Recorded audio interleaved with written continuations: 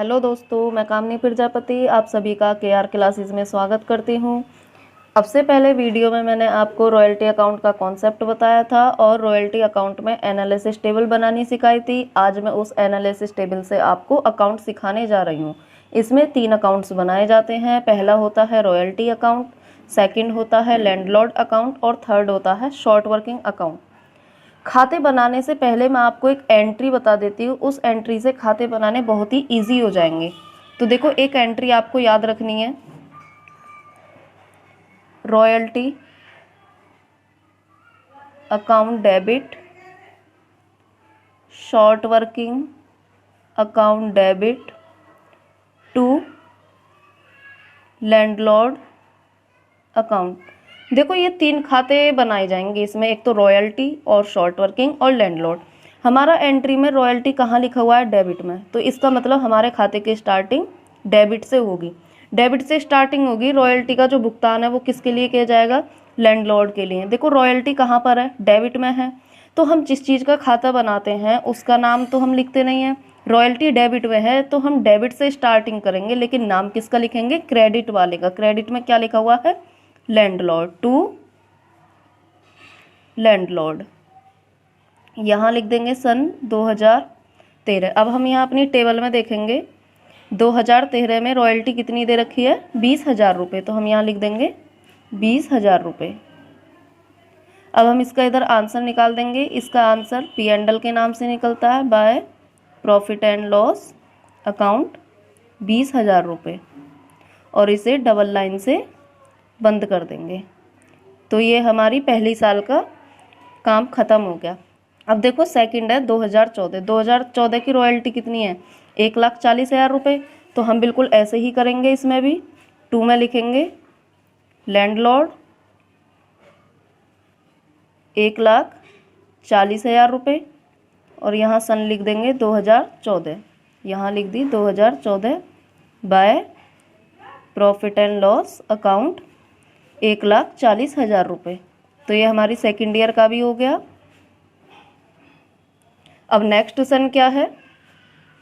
2015, और इसमें रॉयल्टी कितनी है? 1,90,000 रुपये। तो हम यहाँ पे लिखेंगे 2015 टू लैंडलॉर्ड कितनी दे रखी थी? 1,90,000 रुपये। यहाँ लिख दिया हमने 1,90,000 रुपये। इसे भी ऐसे ही ख़त्म कर देंगे बाय P&L अकाउंट के नाम से 1,90,000 रुपये। एक एक साल का हम ऐसे ही बनाते चलेंगे। अब हमारी नेक्स्ट सन है 2016 टू लैंडलॉर्ड। अमाउंट देखेंगे कितनी है इसकी। 2016 की दे रखी है रॉयल्टी 2,30,000 रुपये। तो हम यहाँ लिख देंगे 2,30,000 रुपये, और 2016 यहाँ लिख के बाय P&L अकाउंट 2,30,000 रुपये, और डबल लाइन से बंद कर देंगे। अब हमारी लास्ट ईयर है 2017। यहाँ लिखेंगे हम 2017, ऐसे ही लिख देंगे टू लैंडलॉर्ड। अमाउंट देखेंगे कितनी दे रखी है 2017 की रॉयल्टी की 1,90,000 रुपये। तो यहाँ लिख देंगे हम 1,90,000 रुपये 2017 बाय P&L अकाउंट 1,90,000 रुपये। इसे भी हम डबल लाइन से बंद कर देंगे। तो ये हो गया हमारा रॉयल्टी अकाउंट। आप सभी को बस ये एक एंट्री याद रखनी है, royalty account debit, short working account debit to landlord. जब हम तीनों खाते बनाएंगे तो इसी एंट्री को देखेंगे। देखो, जब हम रॉयल्टी बना रहे हैं तो हम देखेंगे खाते, इसमें एंट्री में रॉयल्टी कहाँ पर लिखा हुआ है? डेबिट साइड लिखा हुआ है। तो हम खाते की स्टार्टिंग डेबिट साइड से करेंगे, लेकिन नाम किसका लिखेंगे? क्रेडिट वाले का, यानी कि टू लैंडलॉर्ड। और इसका आंसर किस नाम से आएगा? बाय P&L के नाम से जो अमाउंट है वही आ जाएगी, और डबल लाइन से इसे हम बंद कर देंगे। तो ये हमारा रॉयल्टी अकाउंट हो चुका है। हर साल सेम वर्क होगा, ऐसे ही बना। ये है हमारा लैंडलॉर्ड अकाउंट का प्रारूप। Date, particulars, amount, date, particulars, amount. अभी भी मैंने आपको एंट्री बताई थी कि एंट्री याद रखनी है, royalty account debit, short working account debit to landlord. तो ये हमारा कौन सा खाता है? ये है लैंडलॉर्ड अकाउंट।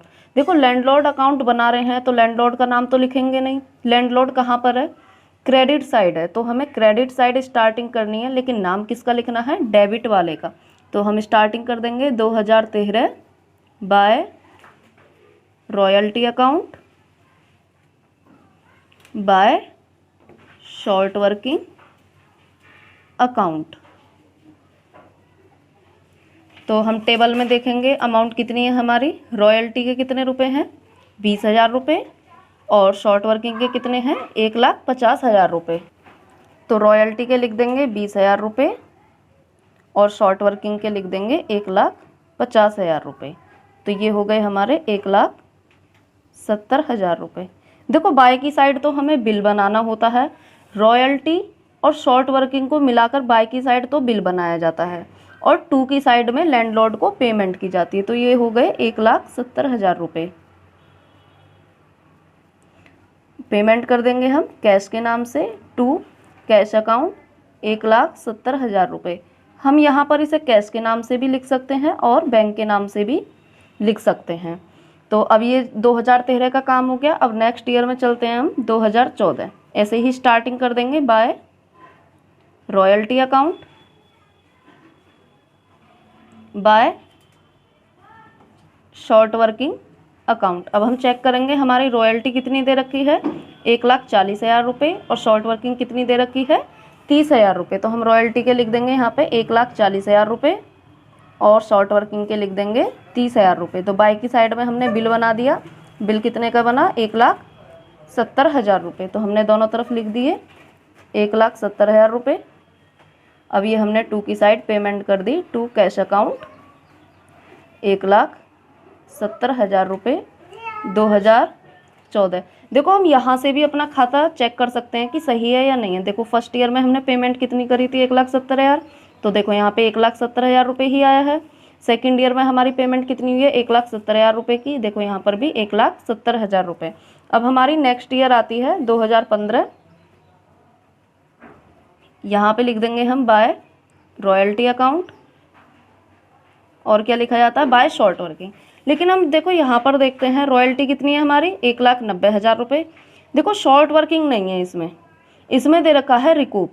तो इसका मतलब ये है कि यहाँ पे शॉर्ट वर्किंग तो है नहीं, 20,000 रुपये की रिकवरी हो गई है, यानी कि रिकूप हो गया। जो रिकूप कर लिया जाता है उसे हम डेबिट साइड लिखते हैं, यानी टू की साइड। यदि शॉर्ट वर्किंग होती तो हम बाय में ही लिख देते, लेकिन जो रिकवरी हो गई है उसे हम टू की साइड लिखेंगे।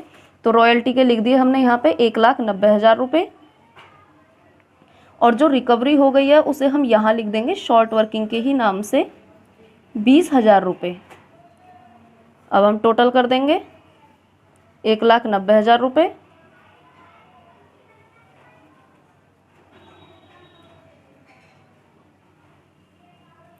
और यहाँ पेमेंट कर देंगे टू कैश अकाउंट।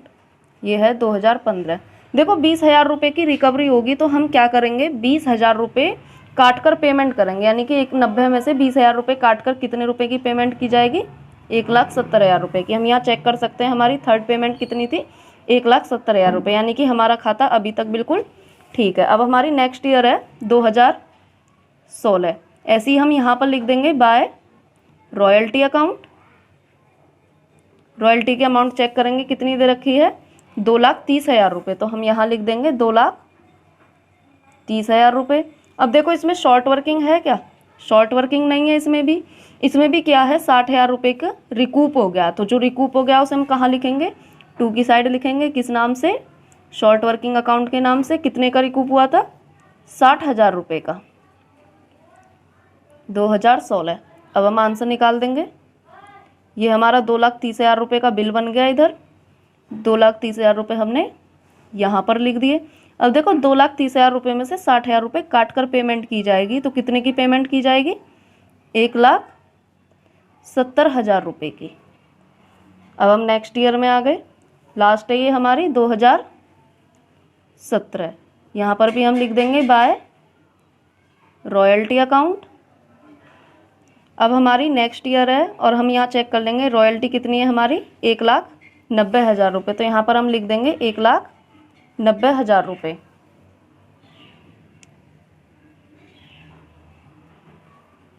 तो रॉयल्टी हो गई 1,90,000 की। अब यहाँ चेक करेंगे शॉर्ट वर्किंग है, शॉर्ट वर्किंग तो है नहीं, रिकूप है, कितने रुपए का है 20,000 रुपये। तो हम यहाँ पर लिख देंगे रिकूप वाले टू शॉर्ट वर्किंग अकाउंट 20,000 रुपये। अब ऐसे ही इसमें टोटल कर देंगे 1,90,000 रुपये, दोनों तरफ लिख दिए हमने 1,90,000 रुपये। अब देखो यहाँ पे 1,90,000 में से 20,000 रुपये रिकूप हो गए, तो इसे काट कर हम पेमेंट कर देंगे कितने रुपए 1,70,000 रुपये। तो ये हमारा लैंडलॉर्ड अकाउंट हो गया। अब हमारा नेक्स्ट अकाउंट है शॉर्ट वर्किंग अकाउंट। तो देखो ये है शॉर्ट वर्किंग अकाउंट का प्रारूप। पहले हम एंट्री में देख लेते हैं शॉर्ट वर्किंग कहाँ पर है। डेबिट साइड दिया हुआ है, तो हमारे खाते की स्टार्टिंग डेबिट साइड से होगी, लेकिन नाम किसका लिखा जाएगा क्रेडिट वाले का, यानी कि टू लैंडलॉर्ड। देखो शॉर्ट वर्किंग अकाउंट बनाते टाइम हमें ये 3 कॉलम को देखना है। एक तो ये शॉर्ट वर्किंग, एक रिकूप और एक ये P&L। एक तो ये कॉलम देखना है हमें, दूसरा ये देखना है और तीसरा ये कॉलम देखना है। तो सबसे पहले हम शॉर्ट वर्किंग खाता बना रहे हैं। नाम तो हम लिखेंगे टू लैंडलॉर्ड, लेकिन अमाउंट कौन सी आएगी शॉर्ट वर्किंग वाली। सन क्या है 2013। तो सबसे पहले हम यहाँ लिखते हैं 2013 टू लैंडलॉर्ड। कितनी अमाउंट है 1,50,000 रुपये। तो हम यहाँ लिख देंगे 1,50,000 रुपये। देखो जो हमारा शॉर्ट वर्किंग होता है इसे हम आगे ले जाते हैं, इसका जो बैलेंस है वो आगे ले जाना होता है। तो हम इसका आंसर किस नाम से निकालेंगे, बैलेंस CD के नाम से, बाय बैलेंस CD 1,50,000 रुपये। इस बैलेंस को हम आगे लेकर जाएंगे, इसलिए इसका आंसर बैलेंस के नाम से आएगा 1,50,000 रुपये। तो जब हम नेक्स्ट ईयर में आए 2014 में, तो इस बैलेंस को हम नेक्स्ट ईयर लेकर आएंगे टू बैलेंस BD के नाम से। CD के नाम से तो होता है शेष आगे ले जाएं, और BD का होता है शेष आगे लाया गया। तो देखो 1,50,000 की हमारी शॉर्ट वर्किंग थी। अब हम 2014 में चेक करेंगे हमारी शॉर्ट वर्किंग कितनी है 30,000 रुपये। तो हम यहाँ लिख देंगे टू लैंडलॉर्ड। नाम तो लैंडलॉर्ड का आएगा, लेकिन अमाउंट शॉर्ट वर्किंग की आएगी 30,000 रुपये। तो अब हमारी टोटल शॉर्ट वर्किंग कितनी होगी 1,50,000 और 30 1,80,000 रुपये। तो अब हम इसे बाय बैलेंस CD के नाम से लिख देंगे 1,80,000 रुपये। 1,50,000 की शॉर्ट वर्किंग पहले थी, 30,000 रुपये की शॉर्ट वर्किंग और हो गई, तो कितने की हो गई 1,80,000 रुपये। अब इसे हम नेक्स्ट ईयर लेकर आएंगे टू में, टू बैलेंस BD 1,80,000 रुपये 2015। अब हम चेक करेंगे हमारी शॉर्ट वर्किंग कितनी है। देखो इसमें शॉर्ट वर्किंग तो है नहीं, लेकिन रिकूप कर लिया गया, पूर्ति कर ली गई है कितने रुपए की 20,000 रुपये की। अगर पूर्ति कर ली जाए तो वो हम बाय में लिखते हैं। देखो शॉर्ट वर्किंग हो तो हमने कहाँ पर लिखा है टू में, और जो पूर्ति कर ली गई है वो हम कहाँ लिखेंगे बाय में लिखेंगे 2015। किसके नाम से लैंडलॉर्ड के नाम से, बाय लैंडलॉर्ड। कितने की पूर्ति की गई है 20,000 रुपये की। तो हम यहाँ लिख देंगे 20,000 रुपये। तो देखो हमारी शॉर्ट वर्किंग थी 1,80 की, यानी कि जो बैलेंस चलता आ रहा है वो 1,80 है। अब 1,80,000 में से रिकवरी कितने की हो गई है 20,000 की। तो हमारा बैलेंस कितना बचा 1,60,000 रुपये। तो नेक्स्ट ईयर हम कितना लेकर जाएंगे 1,60,000 रुपये।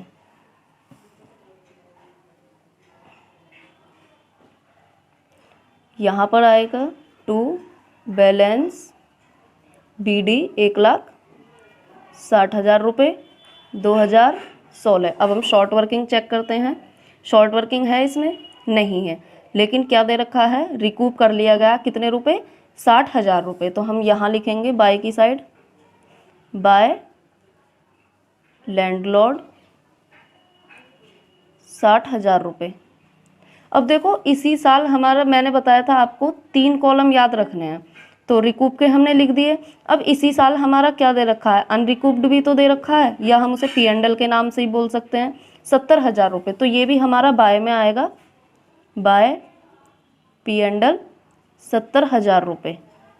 तो देखो हमारा बैलेंस कितना है, 1,60,000 रुपये है, ये हमने टोटल कर दिया।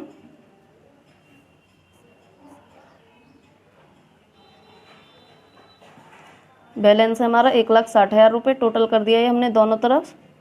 1,60,000 रुपये में से 60,000 रुपये तो रिकूप हो गए और 70,000 रुपये P&L में डाल दिए, तो हमारा बैलेंस कितना बचेगा, बाय बैलेंस CD 30,000 रुपये। अब हमारी लास्ट ईयर है 2017 टू बैलेंस BD। बैलेंस कितना लेकर आएंगे हम, 30,000 रुपये, तो हमने यहाँ लिख दिया 30,000 रुपये। अब हम शॉर्ट वर्किंग चेक करेंगे, शॉर्ट वर्किंग है इसमें, नहीं है। रिकूप दे रखा है कितने का, 20,000 का। देखो अगर शॉर्ट वर्किंग होती है यानी कि माइनस वाला होता है तो हम 2 की साइड लिखते हैं, और रिकूप हो तो बाई की साइड लिखते हैं। तो हमारा रिकूप दे रखा है कितने का, 20,000 रुपये का, तो हम यहाँ लिख देंगे 2017 बाय लैंडलॉर्ड कितना दे रखा है रिकूप, 20,000 रुपये, तो हमने लिख दिया 20,000 रुपये। अब देखो इसी साल में हमारा P&L भी दे रखा है, कितना है P&L, 10,000 रुपये, तो हम यहाँ लिख देंगे बाय P&L 10,000 रुपये। तो देखो अब ये हमारा 30,000 रुपये कंप्लीट हो गया दोनों तरफ। तो ये हमारा शॉर्ट वर्किंग अकाउंट कंप्लीट हो गया। आज मैंने आप सभी को रॉयल्टी अकाउंट बताया, शॉर्ट वर्किंग अकाउंट बताया और लैंडलॉर्ड अकाउंट, तीनों ही खाते बनाए जाते हैं। ये सबसे पहले टेबल बनाई जाती है, फिर 3 खाते बनाए जाते हैं। तो आप सभी अच्छे से इन खातों को समझ लें। सभी को पता है लॉकडाउन चल रहा है, तो ऐसे में पढ़ाई नहीं हो पा रही है कि कोई कुछ दान कर रहा है तो कोई कुछ दान कर रहा है। हमारा शिक्षा का क्षेत्र है, तो मैंने भी सोचा सभी बच्चों तक, सभी छात्रों तक स्टडी पहुंचाई जाए कि वो घर बैठकर थोड़ा बहुत पढ़ते रहें। तो जो 12th स्टूडेंट्स BCom में आने वाले हैं उनको भी बहुत हेल्प मिलेगी, वो घर बैठे पढ़ सकते हैं। और जिन BCom स्टूडेंट्स के एग्ज़ाम आने वाले हैं उनका रिवीजन हो जाएगा। तो ये 15 मार्क्स का क्वेश्चन आता है, इसलिए आप अच्छे से इस क्वेश्चन को समझ